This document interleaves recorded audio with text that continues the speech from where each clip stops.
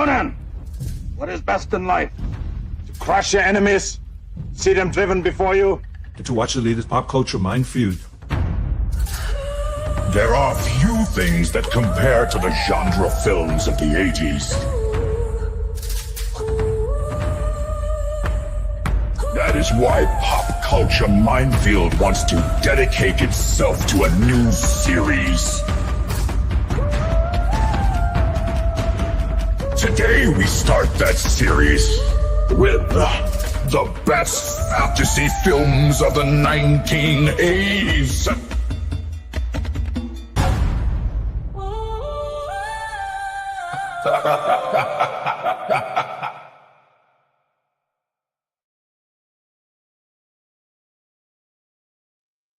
Such a dramatic laugh. I don't know what to make of I it. love that voice. It's evil. Yeah, it sounds like Andre if he was evil. So, there's nobody even watching right now, for goodness sake. Poor people, nobody in the chat. What's going on? Steven can't be here. Mephisto's doing his own show. I don't know. I don't know what to make of it. How dare they make their own How show? dare they? Everybody abandoned us. Don't love us at all. Not everybody. We have Penny. Well, Penny loves us. Oh, you can always count on Penny.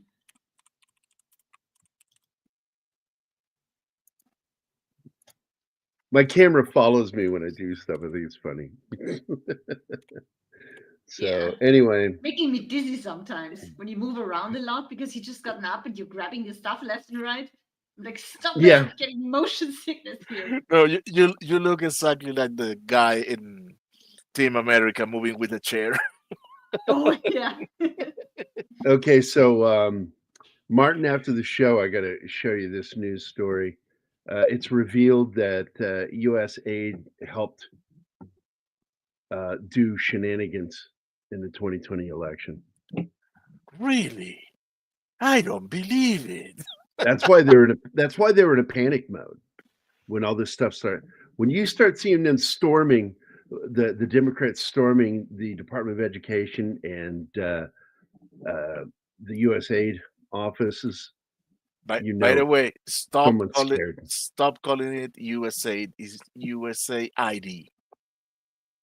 USAID. Yes. More than chitty chitty bang bang. When you call it USAID, you're contributing to the mind trap, making people think that it's a foreign aid situation. I know, but look, we're going to clean this stuff up. We've got Wade in the house. I did jump in and join him this morning to talk about Chitty Chitty Bang Bang and told him some cool connections with Herbie the Love Bug, as well as with Mary Poppins, because Dick Van Dyke was going to be cast with Julie Andrews again. And but Julie Andrews got pulled in to do the the vocal dubbing for Audrey Hepburn in Pygmalion, what it was, My Fair Lady. And she couldn't do the film, so they had to find someone pretty much sounds just like her when she sings. It was ridiculous how much she sounds like her in Chitty Chitty Bang Bang. And it's a film written originally by Ian Fleming. The book. What? Ian Fleming. Yeah, wait, there's so many weird connections. Ian Fleming wrote it. And on top of that, Cubby Broccoli was one of the executive producers of the film. Get out of here! It's a Bond film. You know, it's kind of ridiculous. And so, I mean, you look at Harry Palmer, who is Cubby Broccoli's partner, Harry Saltzman, who is the executive producer on Harry Palmer. Harry Saltzman, he wanted to make the anti-Bond Bond. He wanted to show the working class version of Bond, the real world Bond. You know, what Bond would be like in the real world.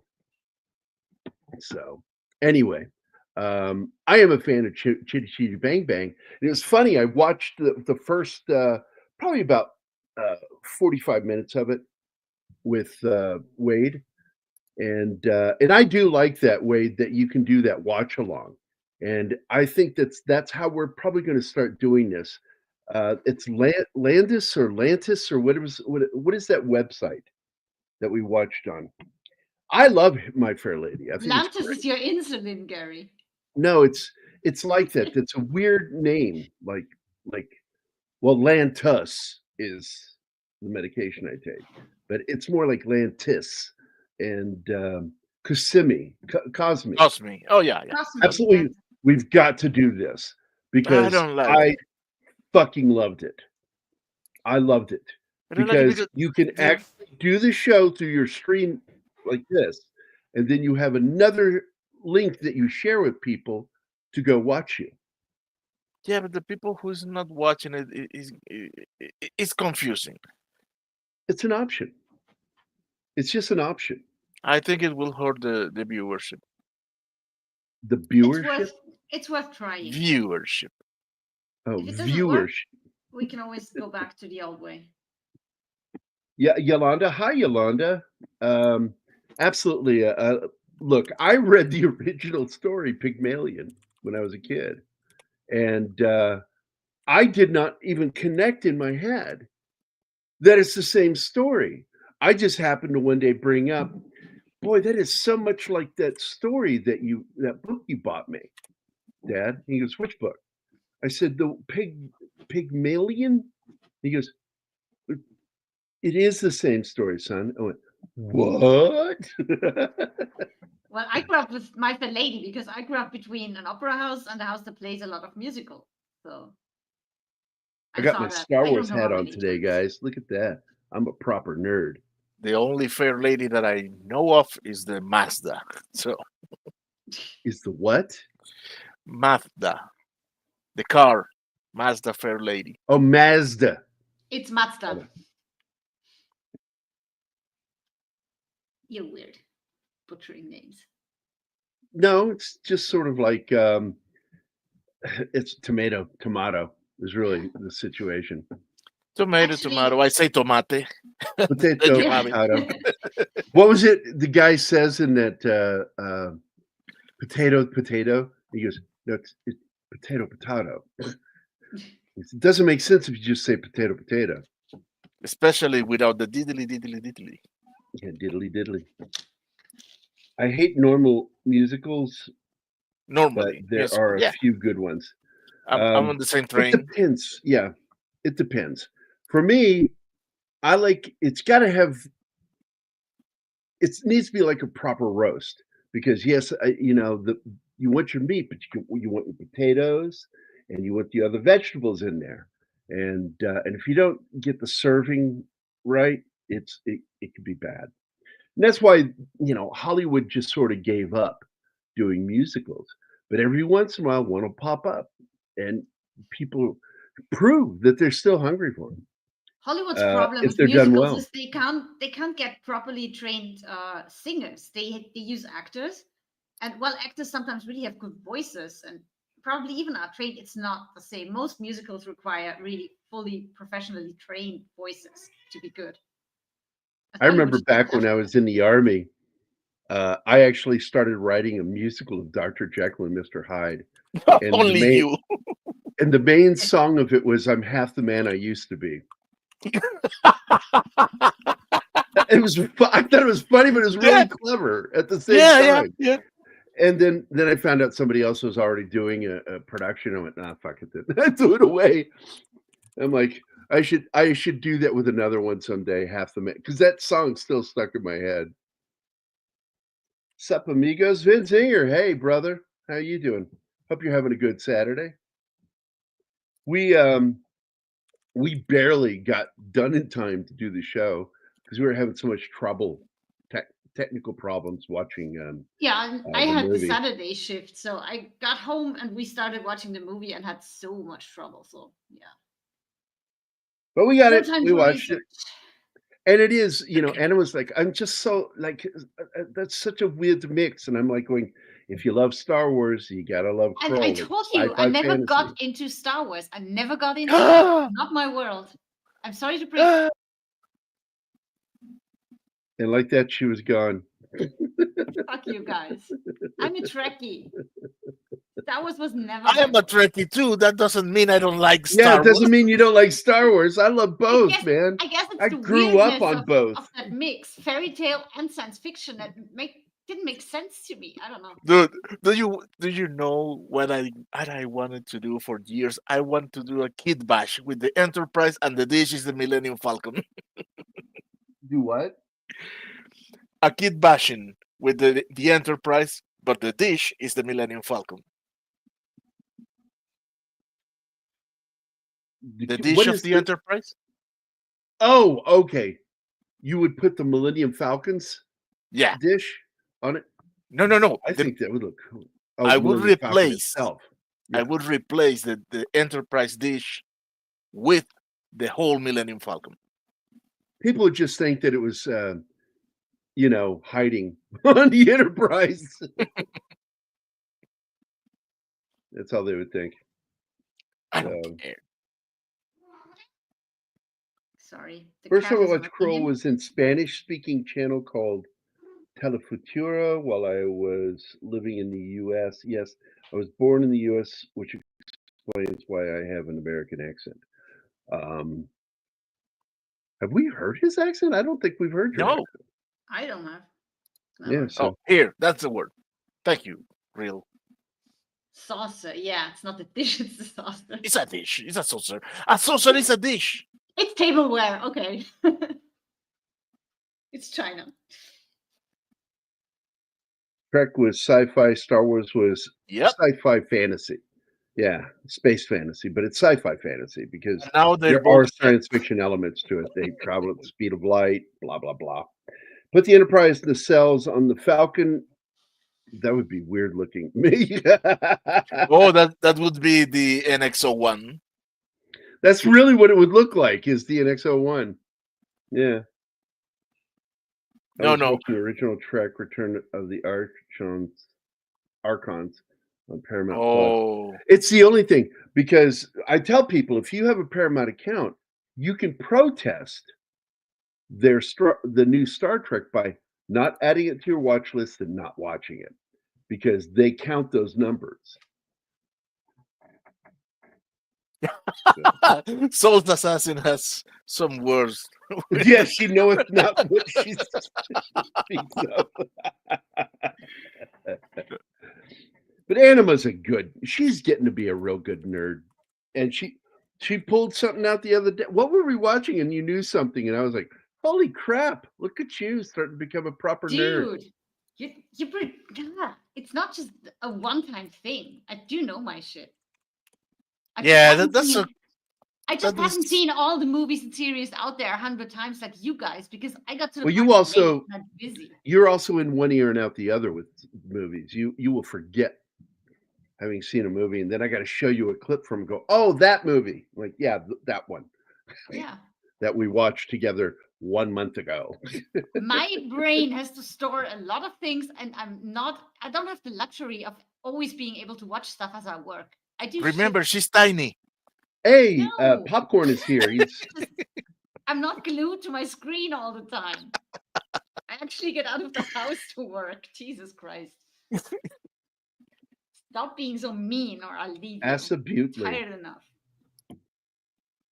Oh, Lord. She's whiny, guys. Look out. Fuck off. All right. What are we going to talk about next? Where are we in conversation? Maybe the movie for today. Yeah, we can start I that. guess we could. We don't have to wait 20 minutes. Whee! Oh man, I just love this movie so much. I cannot begin to explain how much I love it. It was such a fun movie. I went to see this with Lori, and this was the year Ben was born, and we went to see it. I do believe she was still pregnant. I don't think we'd had him yet or my sister was watching the baby. Let me go see release date for this because I don't remember the release date.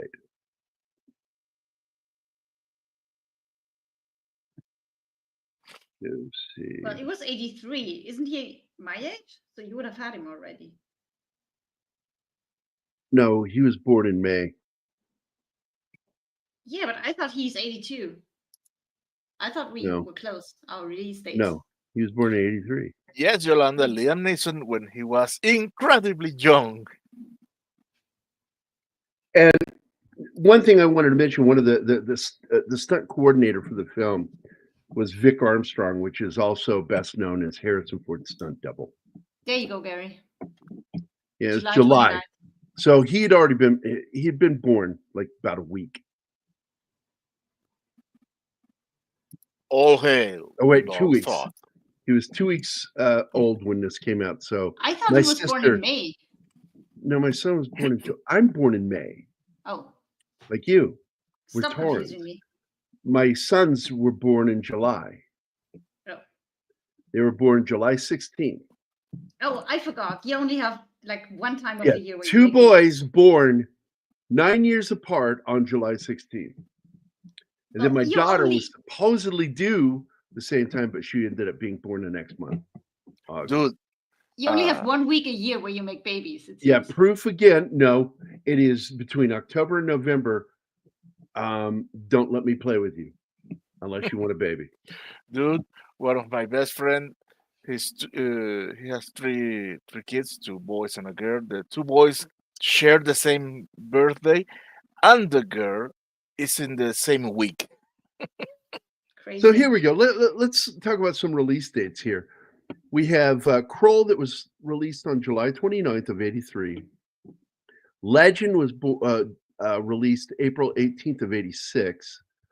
Dragon Slayer, because these are all films that we're going to be talking about in this series of fantasy films. Dragon Slayer was June 26th of 81. Beastmaster Ooh. was, what was that? August 16th of 82. Red Sonja, which we won't be doing. Don't care about that one. But we will be doing Excalibur. And it was April 10th, 1981. I fucking love Excalibur, dude. Conan the Barbarian, 1982. Release date was May 14th, which is so weird because it made its money and was released around the same time as Blade Runner, The Thing, and E.T. And E.T. just sucked the wind out of the sails for both those other films, but it didn't hurt Conan. Conan did really well. Nothing can hurt Conan. Yeah. Nothing. Not even ET. What a Big fan of that movie too. I love Conan. And I had never seen that painting, by the way, until Andre. Andre showed me the painting that where Conan. It's the same one where he's holding the sword up, and he's holding the head of Thulsa Doom. And they took it out because it gave away the ending of the film. Mm. Still a damn good painting. I love the armor and everything created for this because there's no anachronism. This is a fantasy world on another planet. The That's planet right. of Krull. It's another planet, so when doesn't matter. Just when. Yeah. She's gorgeous, by the way.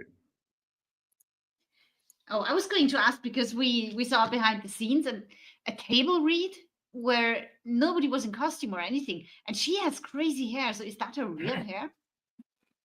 The hair she had at the reading was her real hair. That was crazy, man. Crazy girls, absolutely. Yeah, and I don't know if she's wearing a wig or if they just let her hair grow out and they just styled it. I don't know. I thought in the movie she was wearing a wig, and then I saw the table read and was like, "Holy shit, that's her hair!" Absolutely. I didn't Must be know a that. nightmare.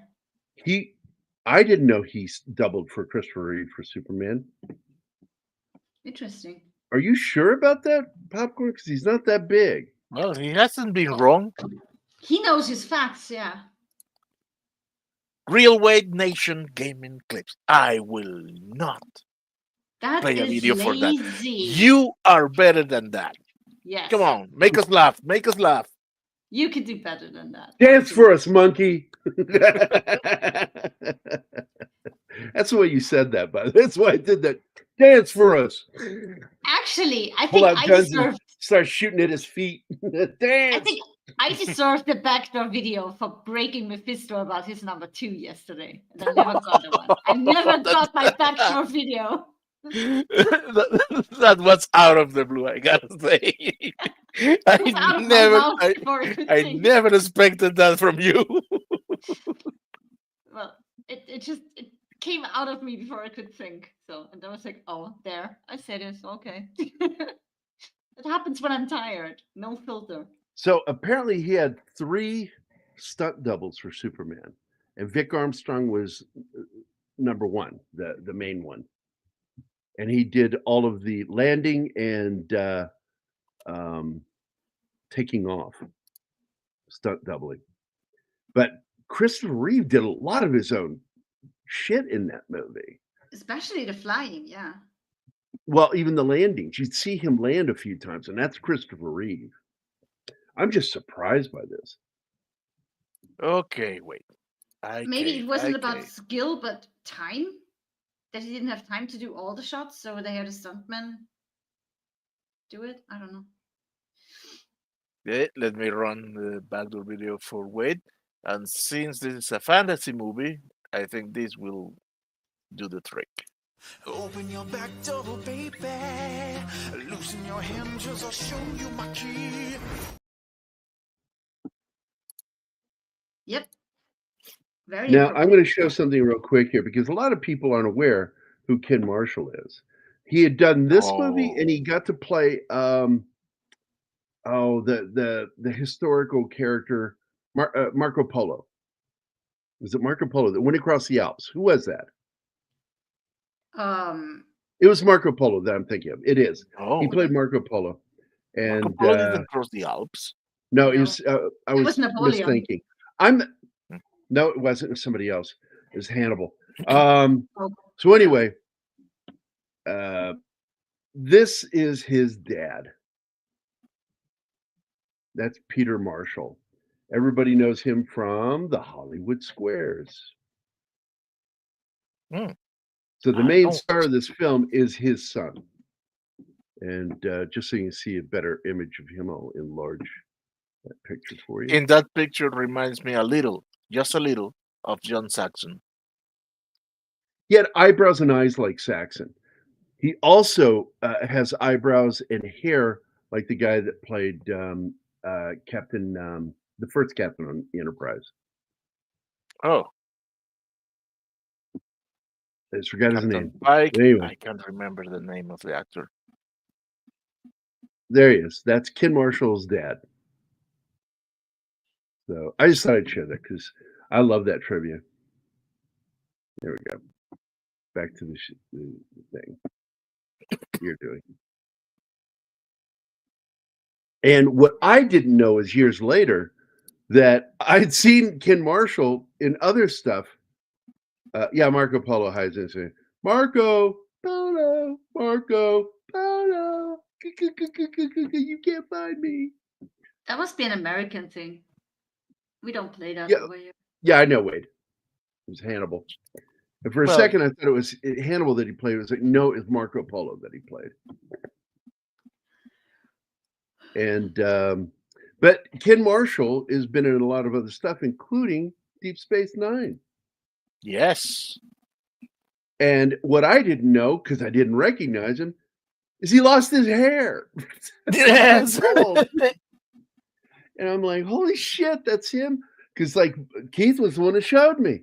And he goes, yeah, he was in Star Trek. Here he is. And I went, what happened to his hair? His luscious hair.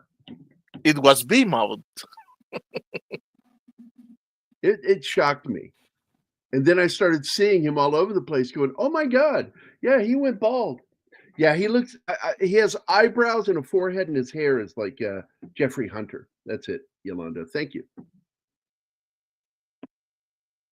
And another person from another fantasy film is in this too. You've got Francesca Annis plays the widow of the Web. God, you had some really good actors in this film. Freddie Jones. You had Bernard Arshard, who plays Erig, and I fucking loved him. He was a comedic actor. Liam Neeson, this is one of his early films. Alan Armstrong, fuck man, great actor. Have you mentioned Hagrid yet? No, he hasn't. No, I haven't. I'm getting to it. Robbie Coltrane plays Rune in it, and this is one of his first films for America. Because a lot of these guys were in stuff overseas. What counts is the fact that they became international actors because of this movie. And Alan Armstrong is one of them too. And Freddie Jones, who I fucking love. One of my favorite films with him was Elephant Man. And we've yet to do that, by the way. We need to do that film. I love that film. It's one of my favorite films by David Lynch. I'm partial to Dune. And by the way, he is the father of the guy Vinny. that plays what? Vinnie Jones? No. No. Jesus Christ. I don't think he was even born. I think that motherfucker was hatched. That guy came out like just fucking large and horrifying. I'll find it in a second. Indiana Jones. Toby Jones. Yeah, Toby Jones. That's it. Because he's in the Dial of Destiny as Harrison Ford's best friend at the beginning in the CG portion of the movie. And but he is the son of Freddie Jones, who's a great actor on his own. And we lost him in 2019. So we have two actors from Dune here, with a music from almost like out of Wrath of Khan, and well, he steals from himself all the time. John does too, but John does it in a clever way. It's with his love themes or some of his incidental music. You'll hear where John Williams steals from himself. Is it stealing though when you just use your own stuff? Yeah, you rehash stuff, and it's not stealing. It's because it's a sin that's easily forgiven. Recycling. Yeah, it's recycling stuff. That's all that is. But my God, James Horner, he recycled stuff. His son does it too. His son steals from his dad.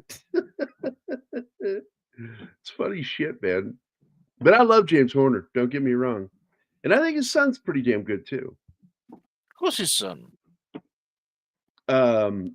James Horner Jr. I don't know what his first name is.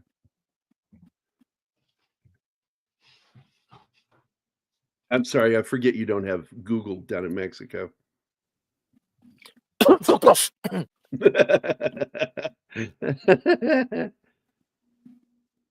Yeah, his name's James Horner Jr. It's James Horner, James Roy Horner. So there you go. So when James Horner father dies, the name continues. Music by And James we all Horner. will be confused about who wrote what. Wait a minute, this guy's like 100 years old now. How is that even possible? Yeah, he died in 2015. That's sad. Oh man, I'm bummed out. I don't want to do the show now. Yeah, he worked with James Horner. Absolutely. Roger Corman. So many went to the school of Roger Corman. This scene annoyed me, by the way, when he climbs up the mountain and has all the rocks coming down and he just stays in the middle of it instead of moving to the side. I'm like, what are you, stupid? Begging to get hit by a rock? Well, the guys who were throwing the rocks will have good aim and avoid him. But he had a War huge Monkey. rock to the left where you could. What's up, War Monkey?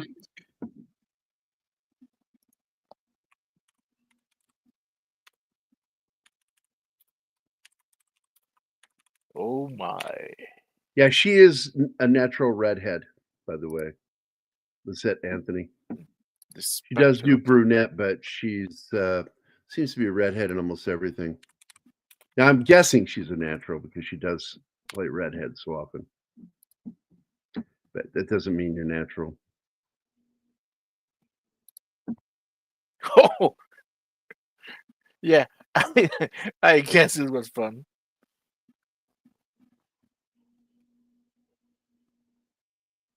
Did you get to the bottom of it and yell, "I'm okay"?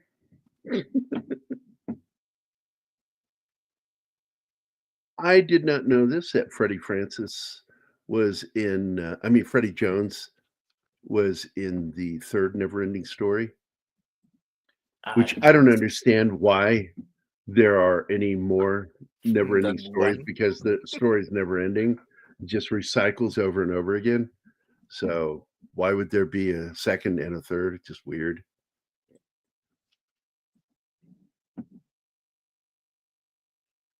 The way they did the lava in this is bottom lighting KY jelly, really thick KY jelly. It's water based, so you can actually make it. That's what. Okay. Well, 11 Alpha, it's all good if you don't fall into the wrong valley, because you know how they call Austrians, right? Schluchtenscheißer. You don't want to fall into one of those. Are they like nooks and crannies?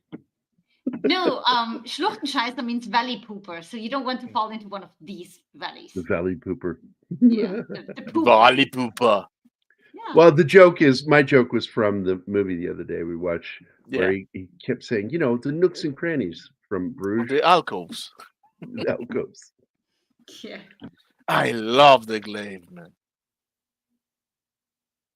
Yeah, the glaive is a cool instrument. He's holding it wrong there. That's a good way to get fucking cut. But when they cut to a different angle, it shows him holding it correctly.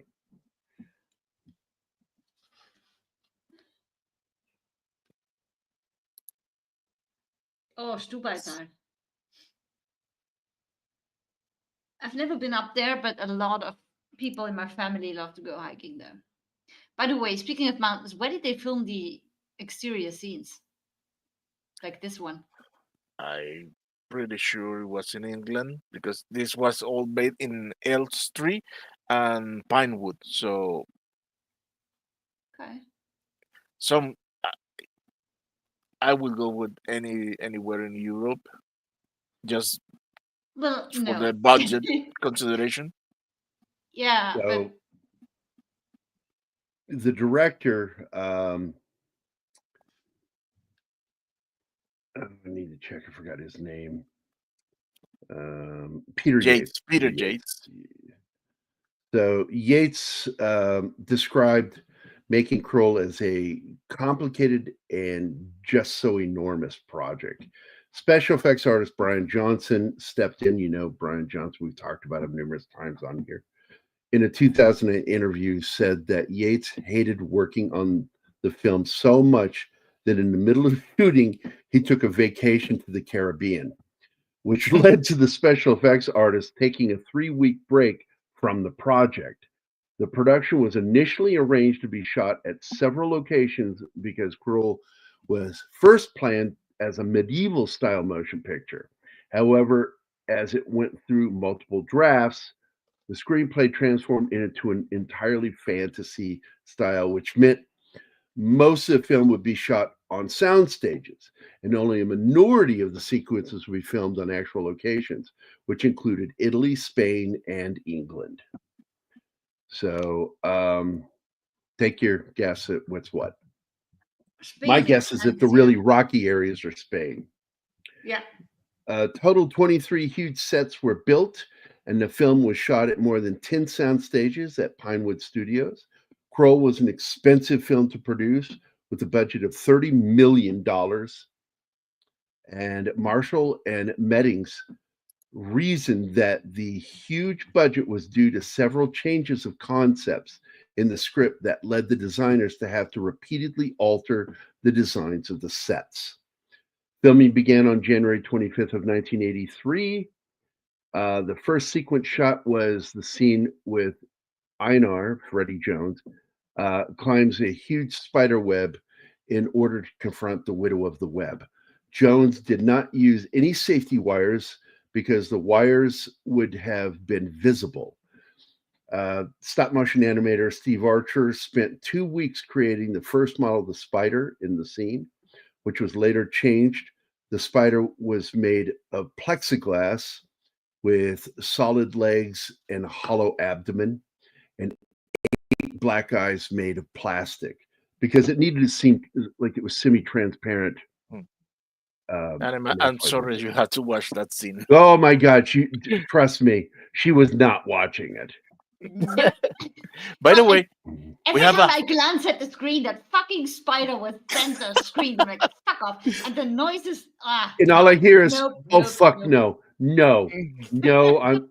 I'm just gonna look away, and I'll tell you when it's over.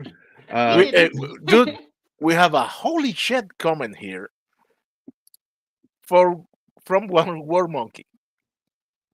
Reminds me, fuck exactly. What? Jesus Christ! Holy shit! What are you doing in your spare time on vacation, man? That's dangerous. I wanted to ask something because you said they started shooting in January '83 and it came out in July. That's quick for a movie like that. I'm impressed. I'm wondering if they got the date wrong there. Yeah, right. Because normally it's the previous year they shoot a film, because you need sometimes 3 months just for editing and the music composition once the editing is done. Yates' direction of the action scenes that take place at the beginning of Krull were inspired by the swashbuckler films such as Captain Blood. However, he wanted to figure out new weapons that gave the scenes a unique swashbuckling feel. Marshall practiced his moves for the sequences a week before filming began. However, by the time shooting of these scenes started, the costumes for the Slayers were recently finished. So much of the fight choreography was altered at the last minute based on the limitations of those costumes. Dude, the fight scene in the palace looks straight out of an Errol Flynn movie. Absolutely. And he does it. He nails the look too. He has that look of an Errol Flynn character, Ken Marshall. So Pinewood Studios I'm sorry, go ahead. No, I was pointing out that we had Hagrid on screen. Look at Liam Neeson. He's just such a young chap. Look how young he is. Yeah, Pinewood's 007 stage, where they shot all the James Bond films, was the largest sound stage in the world and was used for the swamp scene, wherein the Slayers and several changelings encounter Colwyn and the group. Yates described the swamp as quite nasty. Quote, "We always had people bumping into things. It was filmed during what Marshall described as the very harsh winter," end quote. So that was pretty cool. And the set was too big to be entirely heated, leading to some of the actors feeling cold and exhausted during the production. The crew members had a hard time seeing through the mist, which led to them accidentally getting into the water, which consisted of cork chips, not sawdust. It's cork chips. That way it could float and not become waterlogged. It was very clever how they did it. It looked good. Hey, rehearsing the scene where Colwyn and his group are being chased by the Slayers in the Black Forest involves stuntmen taking the part of Colwyn so that Marshall could conserve energy for filming. The scene involved Colwyn and his men encountering a corridor where the floor opened beneath them via 2 set pieces. The size of a small house, as they described it, that were powered by liquid and broke apart before quickly slamming together. Oh, Marshall explained that doing the sequence gave him nightmares after it was completed. I imagine like having to go through that scene where he's being pulled up through there. Holy crap. When the shooting of the scene began, Marshall took more time to say his lines than the production crew expected, leading to him not making it from the tunnel in the first take. He got pinched. Wow. Only one crew member noticed this and was able to stop the machine controlling the pieces. But Marshall knew that if the machines didn't stop in 5 seconds, he'd be dead. Holy shit. Another take of the sequence was shot the next day with Yates instructing the speed of the machines to be slower. However, Marshall insisted that the machine being sped up and in the final take was successful in getting away from the set pieces. Marshall explained, quote, I had no feeling in my head for months afterward. It was really hard doing stunts after that too. End quote. So that's some neat stuff right there. I like that. Yeah, the One-Eyed Horseman, his stuntman was a big dude too. Has to. Because that dude was like 7 feet tall. He's a giant motherfucker.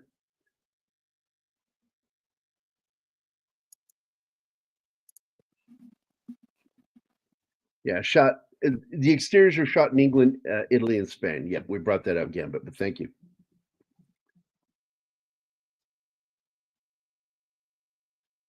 Now get to the special effects here in a bit. They were special. And like I said, this guy was in a lot of comedies and shit back in the 60s. Ergo the Magnificent. He died young. Yes, 59, I think. Yeah. That's a shame. I tell you, man, That's young. you can't eat pork for every meal. What? That's I'm I have doomed. no idea I'm what doomed. He's just bullshitting people. Yeah, I'm bullshitting. I have no idea what he killed him. I can find out real quick. Because I just remember reading a long time ago that he died young.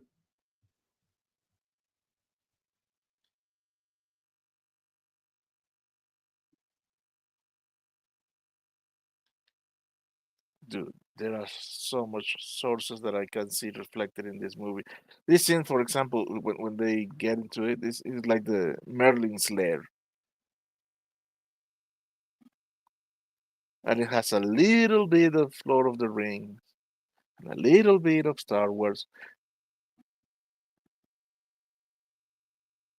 I guess that it Oh, and he was captivates homosexual. so much. What? He was homosexual. I didn't know that. Bernard Archer that plays Oh, magician. Ergo the Magnificent. He was his spouse was James Belcamper.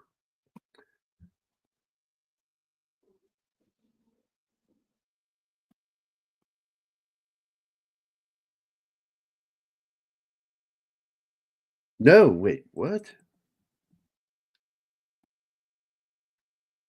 Oh man, I made a mistake. Holy crap. What? He died at the age of 91. Who the fuck was I thinking about? Anyway, he died at age 91 in 2008. Oh, the Cyclops was the one who died at 59. He died young. Yes.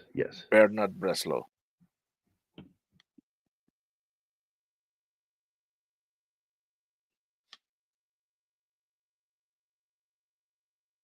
And you know what? I don't think he's mentioned. Oh, he is. I found him. And he was one of my favorite parts of the movie too. The Cyclops. Mm. And I love the way they did it. And they managed to not have the nose go up normal like they did on Fallout. Because that Cyclops looked fucking dumb. The bridge of the nose right up to the eye. In this one, the nose goes in right at the bridge. And then the eye is above it. Oh, yeah, absolutely.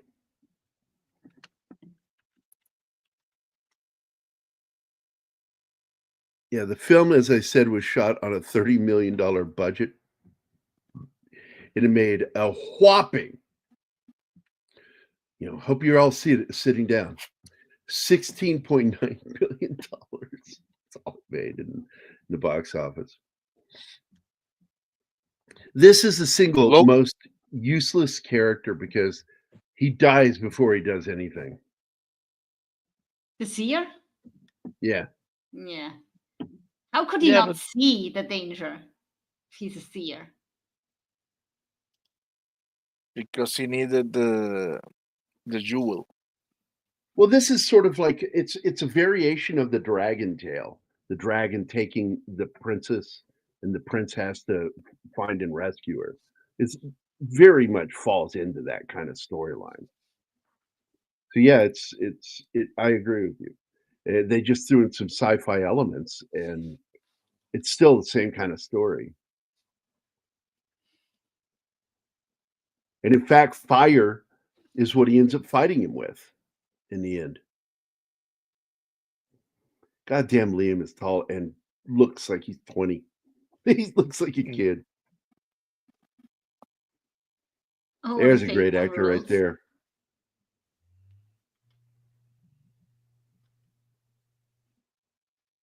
I like the seer. He had a twisted side to it. Smiling because he bamboozled the thief. Alpha, the Canary Islands are Spanish territory. Yes, they're not Yep. where Spain is, but they are Spain.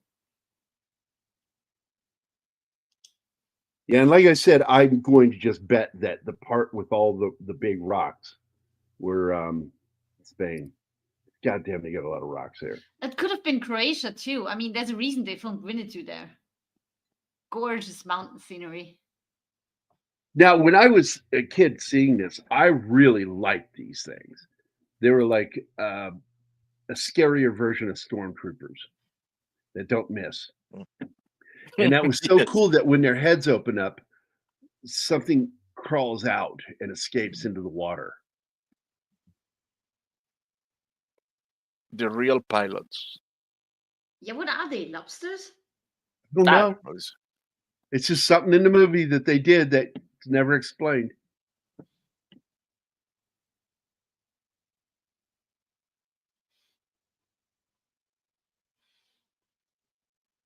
So I'll get into the special effects now. So we can talk a little bit about this. Derek Mettings led the special effects department of Krull. And of course, Brian Johnson's in there because they worked together a lot going way back. British artist Christopher Tucker was also originally in the project but left due to creative differences. I don't know with whom. Nick Maley and his crew produced several effects 6 weeks before filming began. The effects department often went for challenging visual effects and designs that were unusual to achieve in the early 1980s. Mettings described how the special effects were made for the movie as this. It was a hard show in terms of effects. Whenever you do an effects picture, you try to come up with something new. Unfortunately, you don't always succeed. You may think you've done something amazing, but ultimately it's up to the audience for that verdict. We really worked ourselves silly on this movie. And you can see some of the scenes I think that fell flat, but they did their best. That battle at the end, between Marshall and the alien creature, the king. So Mettings created miniatures for the sets, which is what he's known for. The model Mettings constructed for Lisa's castle was 20 feet high. Shots of it were done in Italy during forced perspective to make it look taller than it really was. The model of the Black Fortress was 12 feet tall. That's like 3 meters. That's 3.5 meters. Anyway. Thank you for And translating that into real an numbers. electrical system was used to create the light within it. Because the Black Fortress disintegrates at the end of the film, Mm. it is constructed like a jigsaw puzzle with parts able to pull apart on cue. In Krull, Ergo uses his magic to transform into creatures such as puppies and geese. Mettings used an effect strategy that showed these transformations differently from the traditional cross dissolve methods, reasoning that it had been done to death because he didn't like them. Quote, we did it with a series of blow-ups embellished with artwork so that you could actually blend the actor. The actor, David Batley, dropped down to his knees, and we used a series of blow-ups to reduce him to puppy size. Then halfway through the transition, we introduced blow-ups of the puppy. Blending the two sets together with artwork, then as the last, they're talking about like animation. And as the last still went to the screen, we substituted the real dog who just wagged his tail and walked away. It was a trick, but it was quite magical. And it's something that we saw done better later in Ron Howard's movie Willow, because they used an early version of CG. God, I love that movie. By the way, we have sax here, Hi, so Zax. we all know what that means. This is with love, Zach. With love. Shut the fuck up, Kyle! So, yeah, we were talking about this earlier that he really borrows from himself. Horner's notorious for doing that, more probably than any other composer. I like this scene. Absolutely. Yeah, first the doppelganger appears, and then you see the doppelganger's black eyes, and you know, yeah, that's evil. Yeah, what's up, Zach? Good to see you, Zax.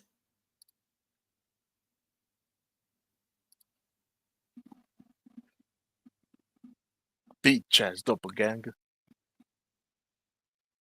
Now we can get into the soundtrack. The film score is composed by James Horner and performed by the London Symphony Orchestra. You know them from Star Wars. The soundtrack is considered a high point of the film. Ryan Lambie, reviewing for Den of Geeks, wrote, the 70s and 80s seem to be the era of great sci-fi and fantasy themes, and Horner's is high up on the list as one of the best, providing the film a grandiose sweep to watch or to match the broad vistas of Krull's location photography, end quote. The score features traditional swashbuckling fanfares and an overtly rapturous love theme and other musical elements that were characteristic of fantasy and adventure films of the 1980s, along with incorporating avant-garde techniques with string instruments to represent some of the monstrous creatures. Additionally, to accompany the main antagonist, the beast of its army of slayers, Horner utilized Holst-like rhythms and groaning and moaning vocals from a choir. Also of note is the recurring siren call performed by female voices that starts the bookends of the score and appears numerous times in the story to represent the legacy of the ancient world of Krull. Horner's score is reminiscent of earlier works, Battle Beyond the Stars, Star Trek II, Wrath of Khan, which we brought up. The horns, the way he does his horns is just like in Wrath of Khan. Some segments would be used for ambience for Disneyland Paris attraction Space Mountain Mission 2. The score has been released numerous times on albums by various labels.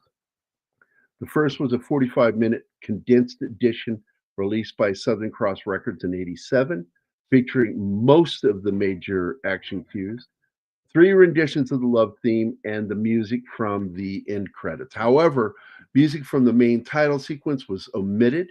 Southern Cross Records later released special editions in 1992 and 94, the latter a gold disc, expanding on the previously released tracks, featuring the main title music and other action cues. In 1998, Supertrax released the complete recorded score on a 2 CD set with elaborate packaging and extensive liner notes by David Hirsch. In 2010, La La Land Records reissued the Supertrax album with 2 bonus cues and new liner notes by Jeff Bond in a limited edition of only 3,000 copies, which sold out within less than 1 year. La La Land reissued an additional 2,000 copies of the album in 2015. There you go. I am totally agree with this comment. High fantasy needs to make a comeback. Good high fantasy. Yep. The problem with look, I understand the dilemma of studios. They want to be able to make their money back, and they want their investment back plus a profit. They have every right to want that. People who don't understand that are fucking idiots. But there was a time when studios, the heads of the studios, would make the decision to put out certain films that they didn't care if it made its money back. All they cared about is if it got awards.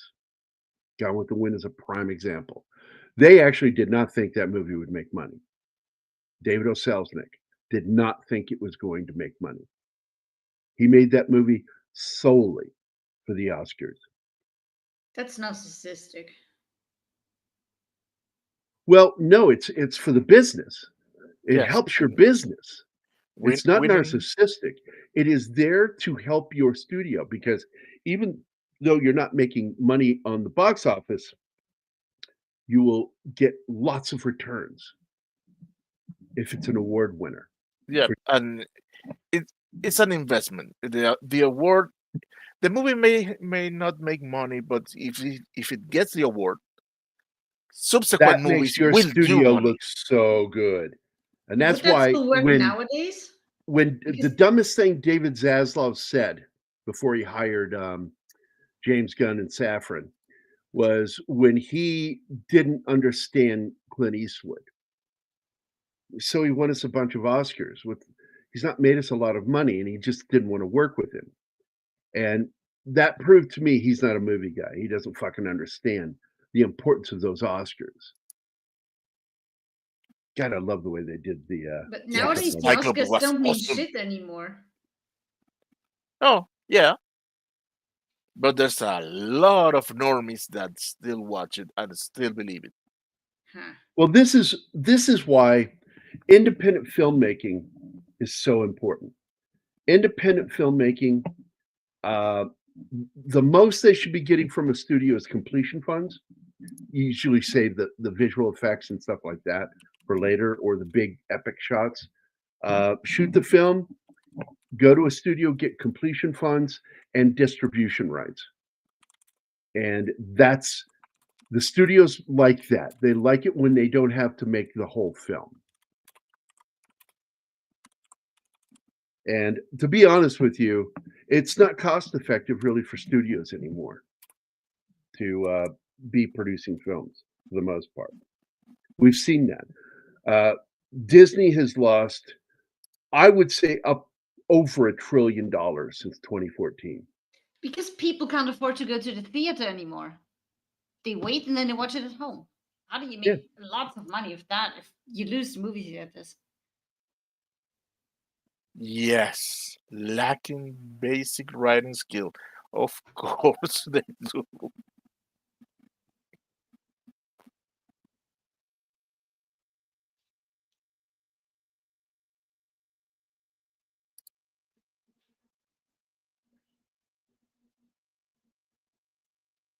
I I'm gonna agree, look up Gambit. something real quick. He cannot write to save his life. Oh yeah, he's just a terrible filmmaker. He works best when he's working with pre-written material, like he did with. Yep. I liked what he did with Watchmen. I liked what he did with 300. Punch Drunk. What is that movie? What was it called? Not Punch Drunk, but Sucker Punch. Oh, It's an okay film. eh. But the problem, the reason it suffered is It's not the film that the trailer said it was. It's something completely different. They completely marketed that film wrong. It's an awesome collection of musical videos. I can tell you that. Okay. But oh man, that movie has so many plot holes that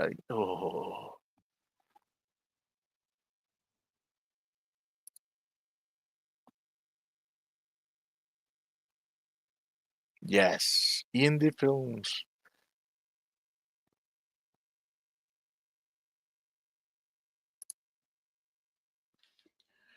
Not don't have the time nor the money. They have priorities that supersede a movie night. Well, it used to be Which you is could go see. It was affordable for a family to go a Mm. couple times a month. Not anymore. They need to realize that they have to make movie theater tickets affordable, and then people will start going and they will make more money. By making them more expensive, they're losing audience and money. And Yeah, of I was course gonna with I was gonna do something here just to show you something. Go ahead, Martin.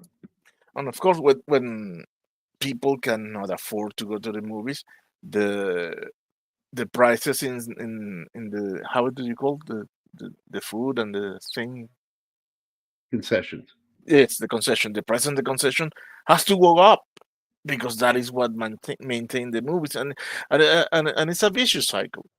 Yeah. Greed has Okay, never so been the solution. Hey, we have Mike. Yes. Hello. I can't believe it. I know, neither can I. How you doing, man? It's been a while. I'm doing better. So, That's good to hear. yeah, God is good. Let's put it that way. Yes. So like better, did you get a job or what happened? Some provision came my way. All right, good. Yeah. Good. So far so good. As long as you Yeah. don't have to dress up like a woman and stand out on the corner anymore. That's next week. So, my schedule is full for this weekend, but that's next week. And a tutu. All right, By the so way, I'm lots going of to dancing and singing, you know. You could do what I'm working on, moving to the United States, but it's crazy expensive. Oh, so here's Anna's I favorite don't part of the recommend movie, that. Oh, fuck off, Gary. the crystal spider. So dude, let me explain something to you guys real quick. I just sat here and did a bunch of math just so I can explain something to you. When the last Teenage Mutant Ninja Turtle movie came out in 2024, they bragged that they had a bigger weekend box office than the original film, which I'm like, first of all, that's 1990, 25 million. Yeah. Which to is adjust. no, you didn't adjust. But on top of that, let me explain. This is what's horrifying. That 25 million, 25.3 million that the original Teenage Mutant Ninja Turtles made in 1990 for its first weekend had over 5 million asses in the seats. Yep. Teenage Mutant Ninja Turtles 2024 had 2.1 million. Now, are you seeing what I'm talking about when they start claiming, oh, we made all this money? Yeah, you can say you made that money, but how many asses were in the seat? Because that's why they don't use that anymore. How many tickets were sold? They just go just for the box office.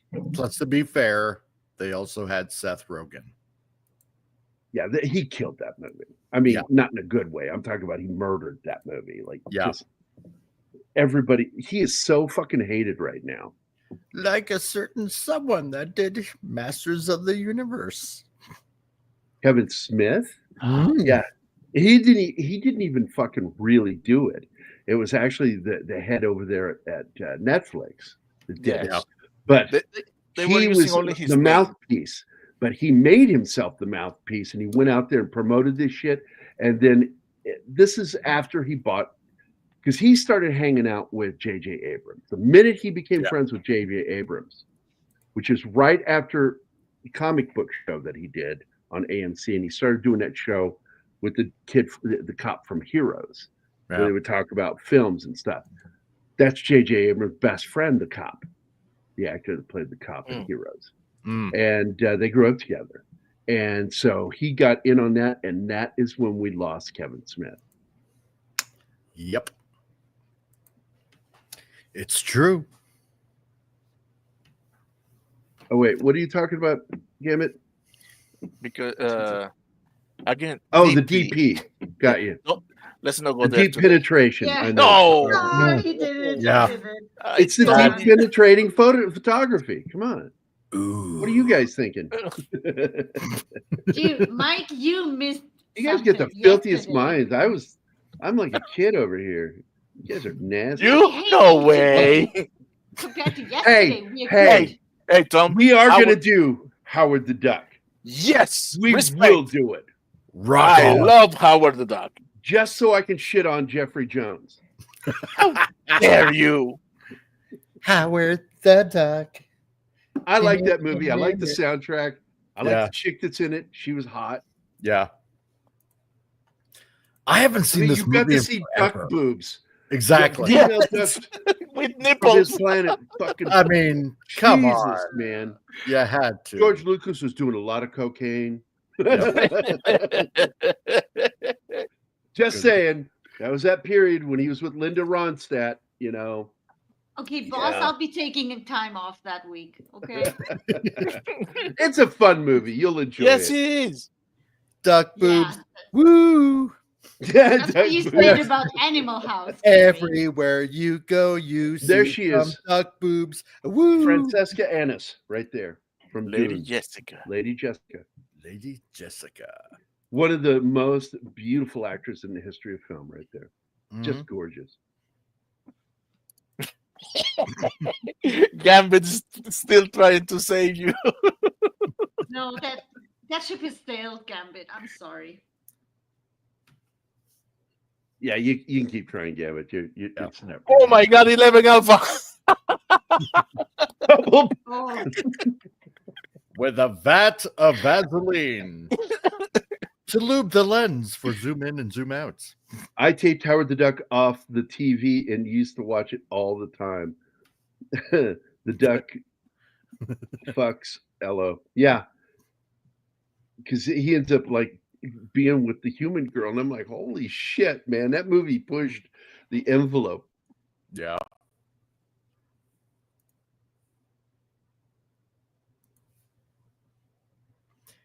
The animation on this, like I said, took 2 weeks. I believe that. And then And Disney the spider changed because the original spider was more like a regular spider. And then they made this one with clear resin legs and fiberglass body, which is also resin. it looks so cool though. Yes. Yeah, it is. And it's got the red guts inside that look really cool. Yeah. In the same shape of the Hourglass. Yeah.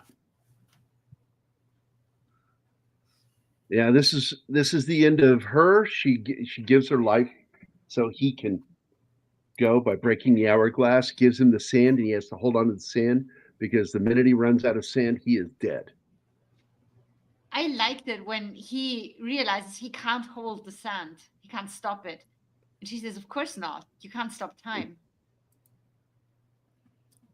I could Well, have watched maybe this movie again. if he has There, used it gets on a pouch top or of something. her little nest and starts cracking it because the spider's gonna kill her.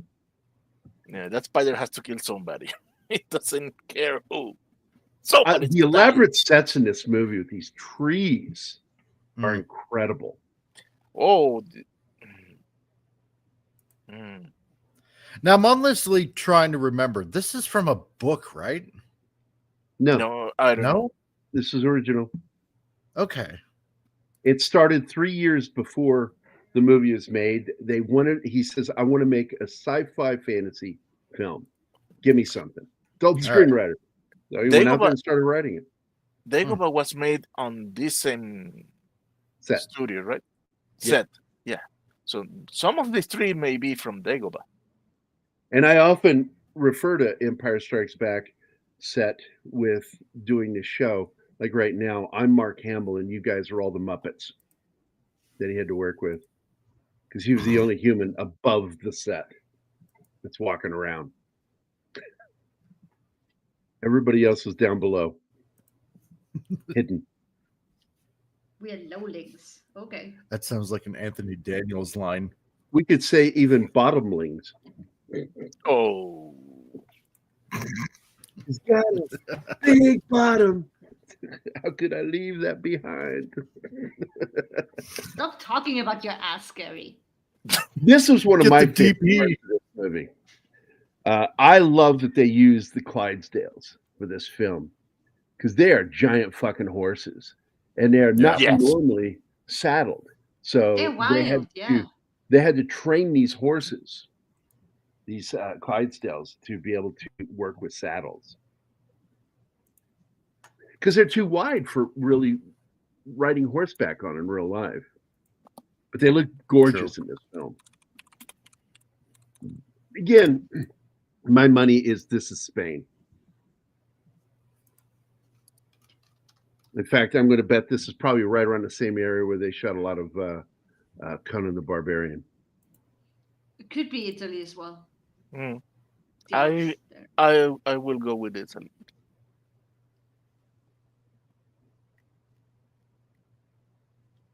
they're not that far apart, so. Yeah, we talked about that already, Derek Meddings.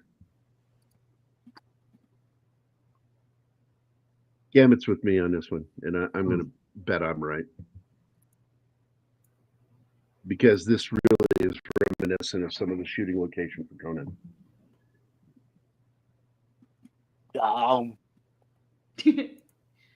Matinee. Yeah, I love that there's a couple of actors out there who gave blood making films because they had a good director that says, this pain you're having, it's temporary. This movie is forever. Shut your fucking bitching up and do the scene. And that's when Arnold got bit by the wolf in the leg. Fucking bit the shit out of him, too. They had to get shots and everything. Ugh.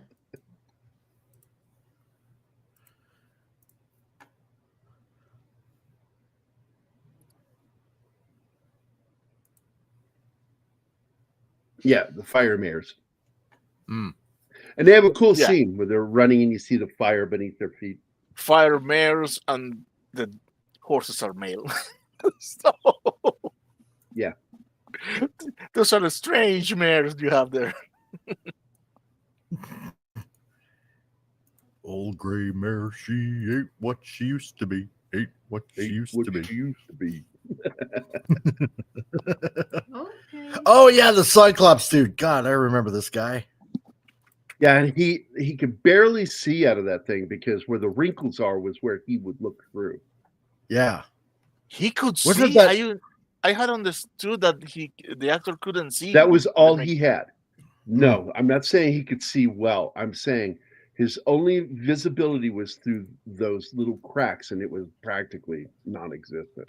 To He me, had it looked a walked little around. goofy because it was way too close to the bridge of his nose, that eye. Yeah.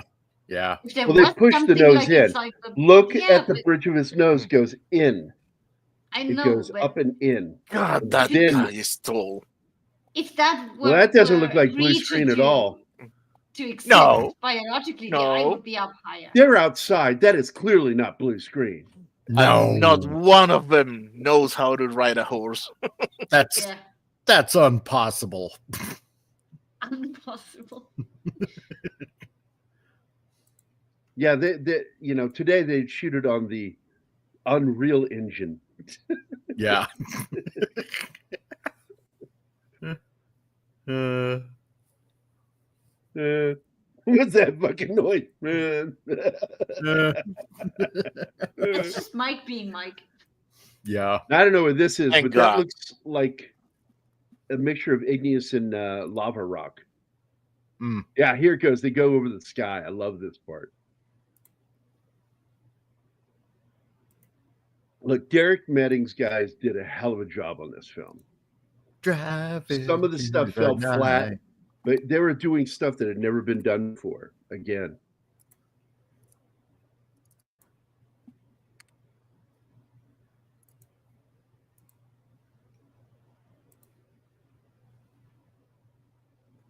yeah, there's yeah, those aren't rear screen projection on those Gambit. That was blue screen. They used blue screen back then. We hadn't started using green yet, and all kinds of problems with blue screen. The matting process is the problem. So you get a matte line around everything. So you get matte line around the hair, like it just looks fucking weird. Wasn't the deal with the Cyclops he could only see his the moment of his death? Yeah, the moment of his death. Yeah, that's right.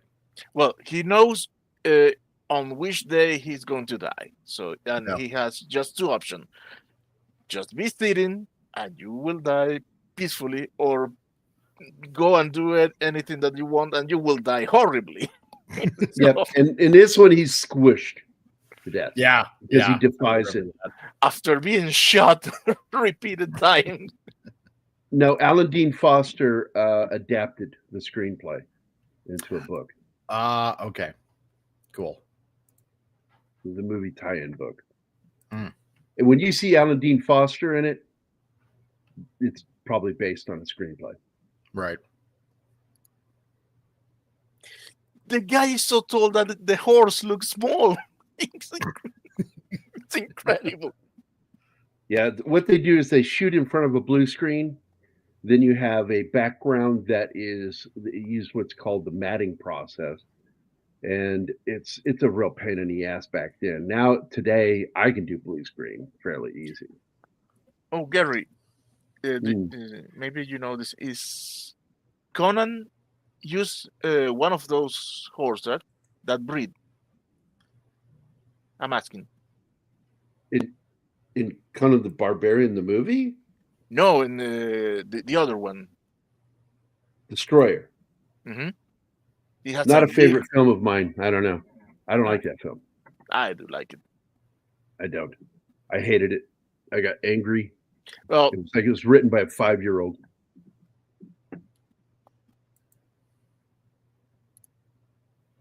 Meffrey! Meffrey! Method.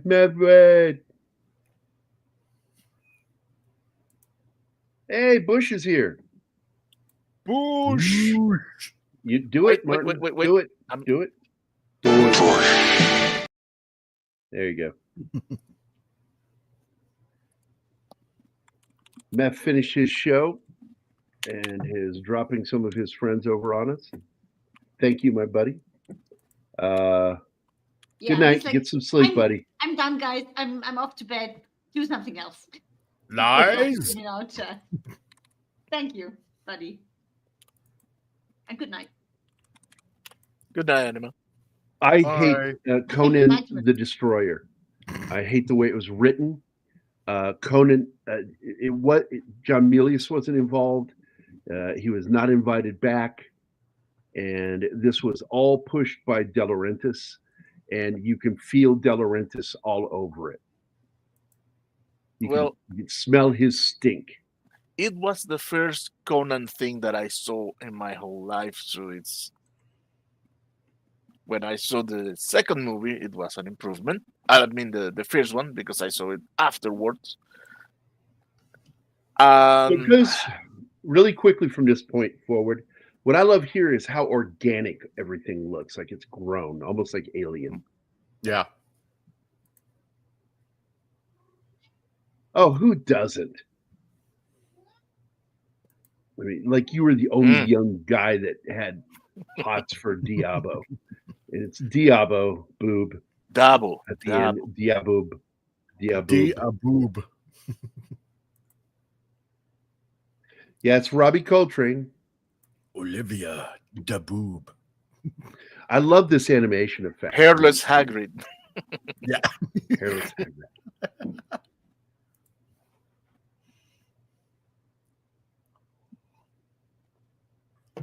I'm gonna have to download this movie again, man.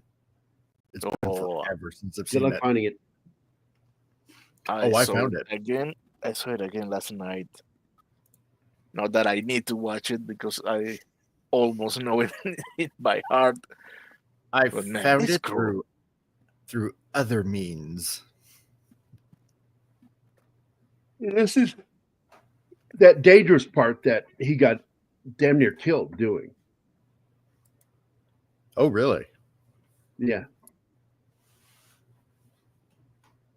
They did it twice. They shot it the first day, damn near crushed him. He didn't finish his lines in time. Oh, wow. And they started the water system machines started pushing it forward together, and his head caught. And Jeez. yeah, he had a headache from it too. He said that his fucking man. brain didn't work right after that.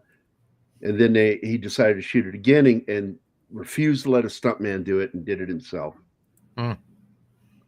Miriam is also gorgeous too. I think they're both beautiful, but there you go.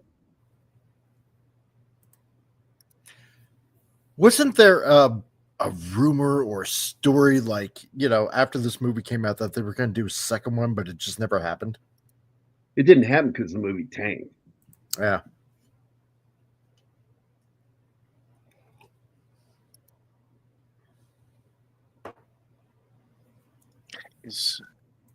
I am Ergo the Magnificent. I am short in stature, tall in wisdom, narrow of vision. No, narrow on purpose and wide of vision. If I remember it correctly.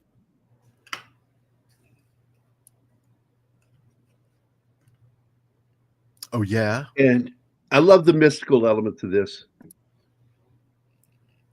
Oh, and I love it when he becomes the tiger. And the kid actually had the tiger on his lap in that scene. I suppose Wow. that tiger was drugged to hell. I don't know what they did because I wouldn't allow a child near a tiger. God, no. I don't care how well trained it is. I wouldn't allow it. This was the 80s. They might have had a tiger where they Yeah, removed it's all the much teeth. different back then. No, I mean, back then maybe they were somehow it was possible to remove the claws and the teeth. Then it would have just And that been tiger was very sedated. easy. It has That to be too, sedated. that too. But if you declaw them and pull the teeth, it's a giant. No danger there. I imagine the tiger so high thinking, let me eat the kid. And the tiger's yelling, running down the hall, tiger blood. I got tiger blood in me. Winning. Dude, you see? I got the eye of the tiger. Hey, that's a great song. I like it. Yes, it is. By a great band. Dun, dun, dun. Dun, dun, dun. Dun, dun, dun. I just Rising want a up. little snack. Just let me nibble That is on a the great fucking child. song. Oh, yeah. Stallone went to them. Yep. And he showed them bits of the script and some of the film, and they got the line from the movie, and they took off with it. It was fucking brilliant, man. That's magic, man. My name is Tim. Hi, my name is Tim. Yeah, the whole premise that it's him controlling this blade, and she's like, you don't understand, it's not the blade, it's you. That's what he's afraid of. You have that power. And he takes the flame from her hand and uses it. Fire against the dragon. I love the moment in which he realizes that he doesn't have to use his hands. It's just his mind. Yeah. Because he has the power. I hear some asshole cat in the background going, I'm not getting any attention. Wait. What? J.J. Abrams is aiming to remake Krull? I had heard that rumor somewhere too. Oh, hell no. Like, I don't know, a couple years ago or This is something. not like a that. perfect film, but I will take this as it is before Yeah. letting that fucker have it. Yeah. I mean, that goes along the same lines as Taika Waititi wanting to do Akira. Ugh. Yeah. So rich man. No. How about no? Yeah. How about never? Lysette Anthony as Lisa in Krull. Her voice was redubbed, uncredited by American actress Lindsay Krause, as producers wanted the princess to have a more mature sounding voice. That's fucking weird and heartbreaking. Wow.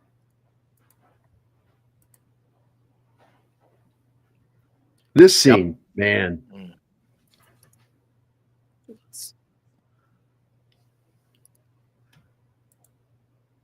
I don't want to know what you're talking about, Bush. I really do not want Me to know. too, Bush. Me too. Yeah, my bet is anything before 2024 is bullshit with J.J. Abrams because he's considered poison. That's why he has to go from studio to studio. Yeah. Once they learn. I don't know if it's his first role. Let me check. Let's see. Tropical Train. He was awfully young in this movie. Yeah, Krull was his first American film, and then Excalibur, and then Krull. Yeah, because yeah. his first Then he movie did is The Death Watch. Bounty, which is a film that I'm going to tell you, not by choice, I've never seen. The Bounty with some of my favorite actors are in it. Yeah, here he is fighting the fire from the dragon, which is blue, with his flame of love, the fires of love. My problem with this film is I felt they screwed up with the way they shot the alien. Hey, Monkey! Oh my God! Look at the new Monkey Jeebus. Oh yeah. That is a Akita thing.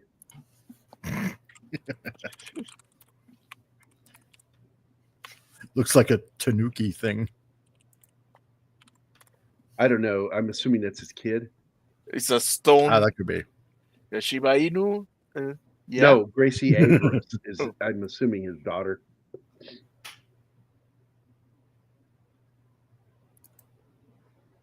Death Watch, 1980.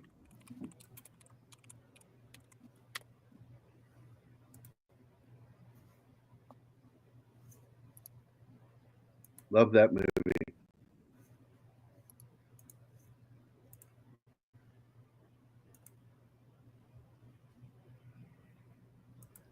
Yeah, that's bullcrap. He should be at least a foot taller than Reed.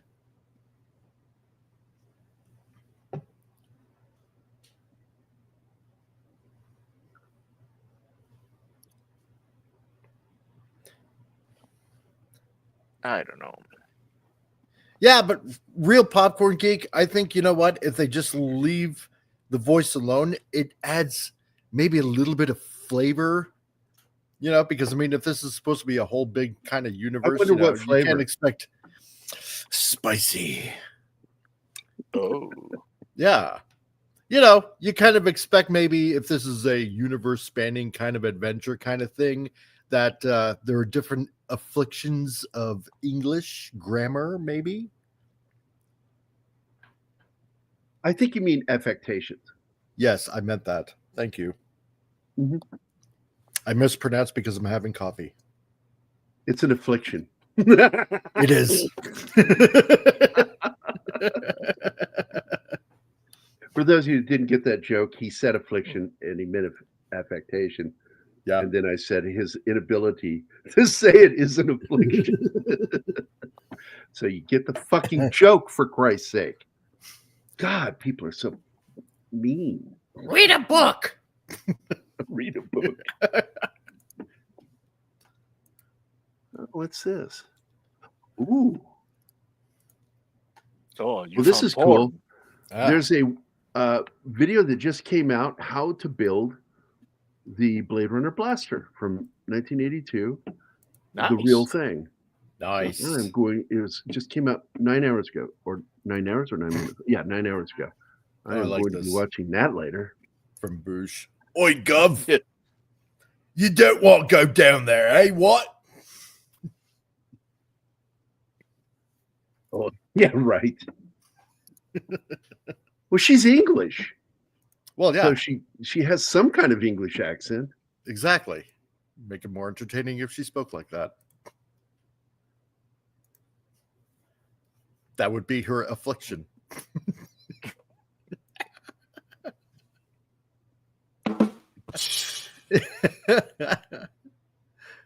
Oh, we can't have her. She has a East End accent. Oh, yeah. I think we found the place where we're supposed to be going Oh to. my God. eh? Could you imagine if she talked just like Monty Python women? Oh, crap. Spam. I hope they got a lot of spam in there.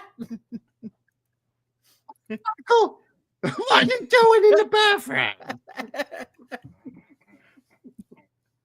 I'm just. That's how I learned Cockney was from watching Monty Python. I know, same here. And I'm sure it wasn't accurate. I don't care. I just fucking love the way they did it. 11 says she is Cockney. I don't know if that's true, but Is she? well, I have no motives to doubt 11. Hold on. I'll fucking find out. Lysette Anthony is from Fulham, London, and born in 1963. Yeah, she's from Fulham.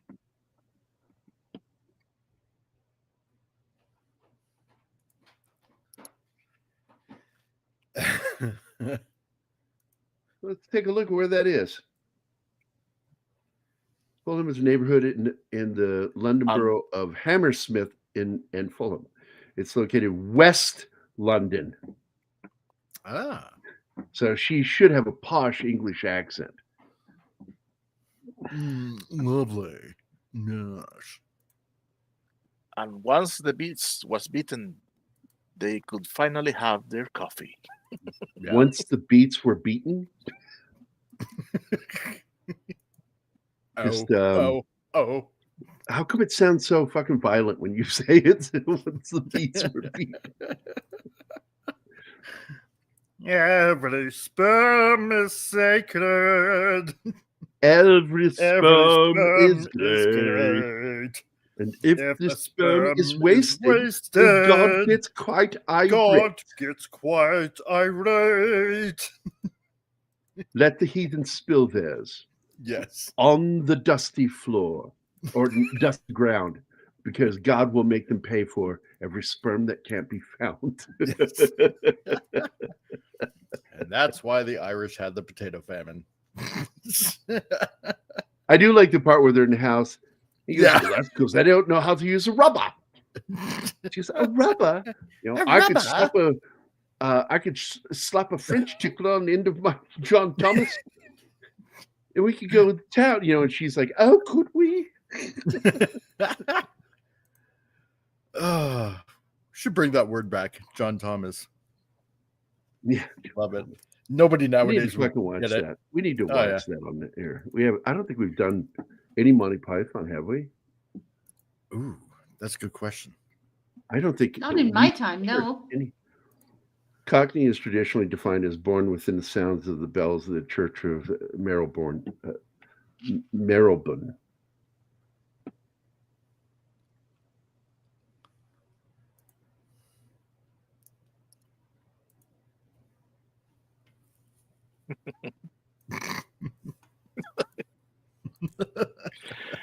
Come on, Boosh. Oh, God.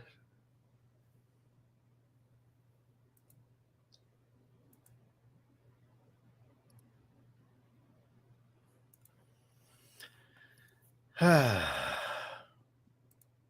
I'm trying to find this video.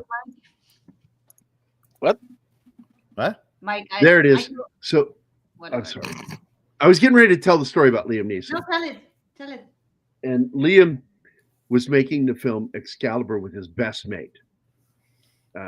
Kieran Hines, Kieran Hines, and the two of them get to work together on his first film, and he says, and I have to deliver this line to the king that that they will go on the quest, and he says, then I shall go forth, and under his breath, Kieran mumbles that only Liam can hear, and he says, well, I guess that means I'll go fifth.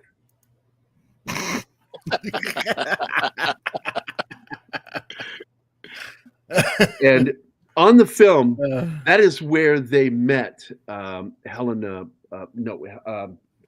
What's her name?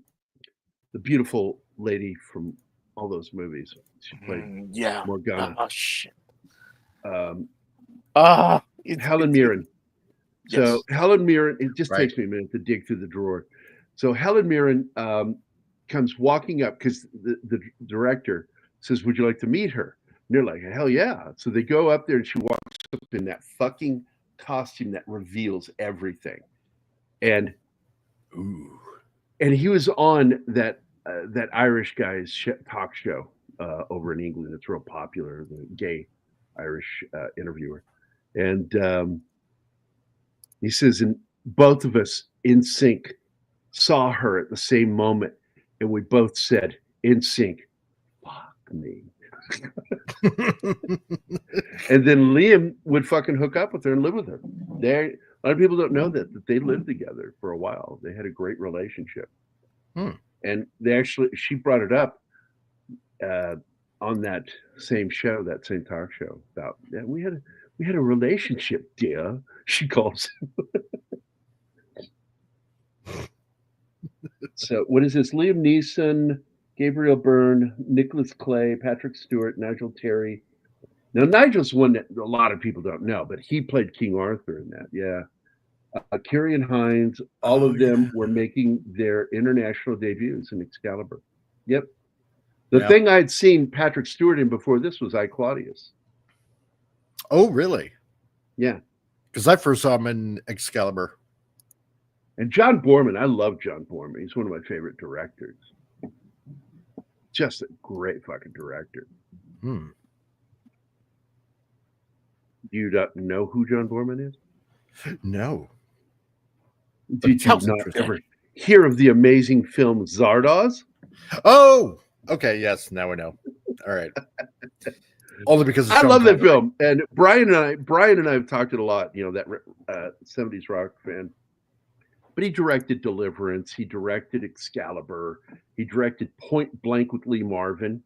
In fact, wrote the script, catered it towards him. He directed Hell in the Pacific with Lee Marvin in mind and Toshiro Mifune. He made the film Hope and Glory in '87. The Tailor in Panama is a good film, shot in 21. Right. Just he's a very good fucking director. I really love his movies.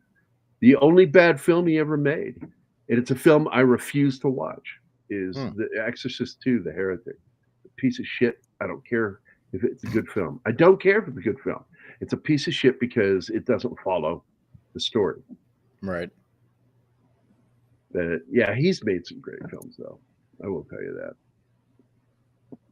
that. Trying to think, what was one of his last films?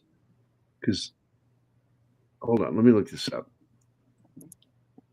John Boorman movies in order. Let me type this in. Yeah, Chris and Dawn, A Love Story, 2000. I guess a gay love story. I don't know. He made that in 07. All right. But hold on, I'm looking to see if he. Only films, not documentaries. I don't. Oh, Queen and Country was his last theatrical film. 2014. Nice. And I don't know, is he still alive or did we lose him? Yeah, he's still alive. The guy is 1.6 billion years old, but he is still alive. Wow. Don't be There you go. ageist. I didn't say anything negative. Yet. But John Borman really is one of my favorite directors. His work with Lee Marvin is what it is. And he is also the guy that directed, edited, put together the Lee Marvin bio film. And it is really just an amazing film. He tells all those stories. Yes, 11 Alpha. That is undisputable. Absolutely. Absolutely. I agree with you. And the sad thing is, Highlander 2 was made by the same fucking director, Russell McKay. What the fuck? That explains everything. You know, how could you fuck up your own fucking movie? Yes, there is. And a lot of people don't know this, that John Borman's not American. He's English.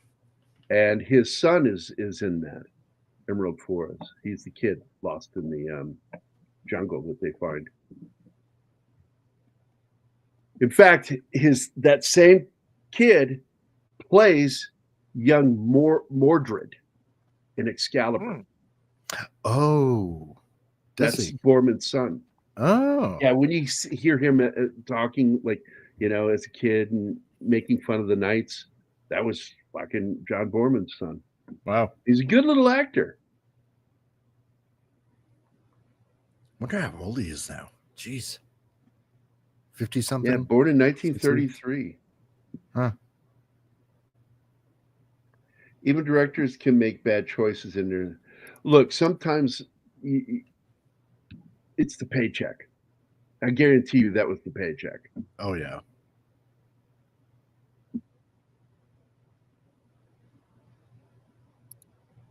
Yeah, I made fun of the whole Parker Brothers things with Slinky. Yeah, I can hardly wait till the Slinky movie. Oh, they're going to do Sorry. The game Sorry, Parker Brothers. Oh, God. Anyway, that's it. Show's over.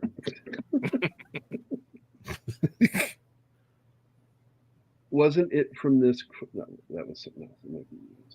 Let's make sure we're getting everybody. Any last thoughts, guys, on this film? I love it. If you haven't seen it, go see it. Yeah, totally. And it made 16 million. Well, 16.7 million. So let me go do some math on this real quick. What was the budget? 30. Ouch. Yeah. Ouch. And home video? Did they do anything on home video? Still, they got more asses in the seats than the new 2024 Teenage Mutant Ninja Turtles. They got almost 3 million asses in the seat. I just did the math. The average ticket in that year was about $6.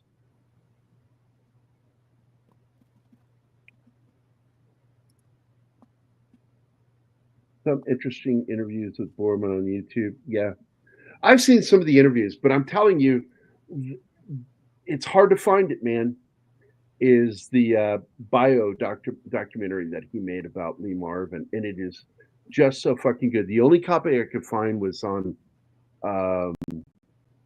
not Venmo. It's on one of the not Venmo.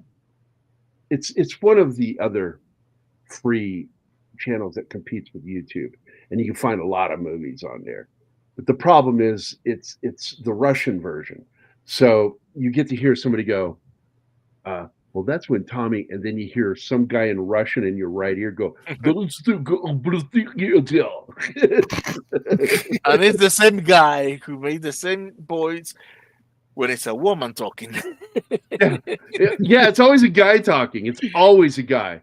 Like, you'll see, like, someone will say something, it doesn't matter what gender they are. It's this one guy that just does this, like, narration. Yeah, Russian. It's like, what? Subtitles, It's really motherfucker. fucking annoying. Subtitles. Fucking Nobody annoying. can understand when you talk with marbles in mouth. You talk with marbles. So there you go. But anyway, I want to thank everybody for being here. Thanks for popping in, Mike. Very nice Yeah, no of you. problem. I want to thank Penny. She was first in the house. Wade, Yolanda Gaines, 11 Alpha, Vin Zinger, Real Popcorn Geek, Soul Assassin, Lord Thoth, all hail Lord Thoth, Hell in Place, War Monkey, Gambit 19. And War Monkey told a fucked up story about almost getting killed at a volcano. It's like, oh my God, he must fell into a volcano. Crazy fucking story. Gambit 1987 is here.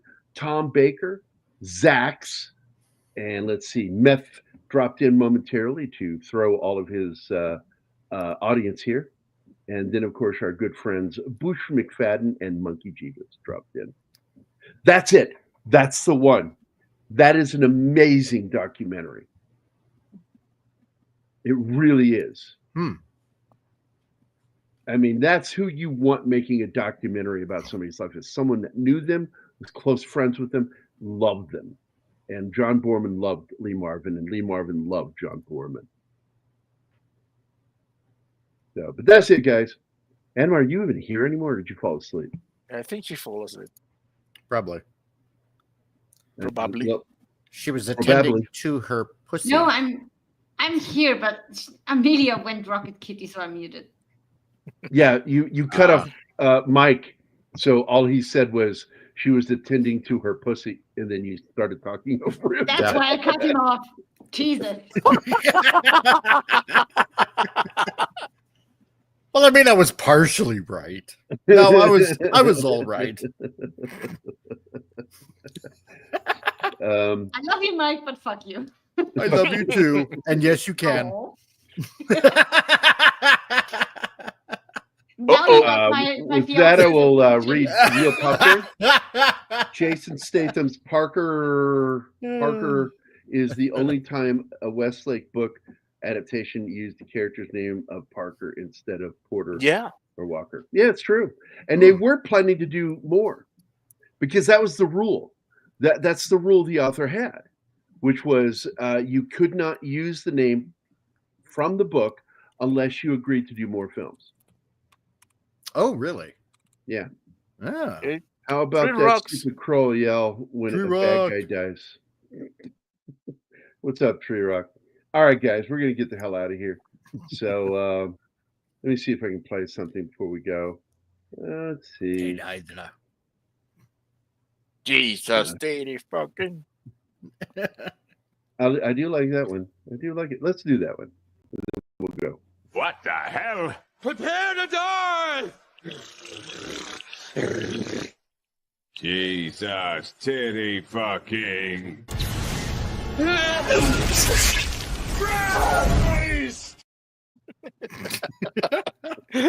love that clip. I don't know. I don't know why I like it so much.